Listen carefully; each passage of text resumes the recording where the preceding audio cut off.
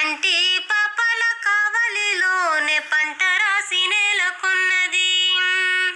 వందనాలు రైతన్నా నీకు వందనాలన్నా, నీ రెక్కాడకుంటే బుక్కెడు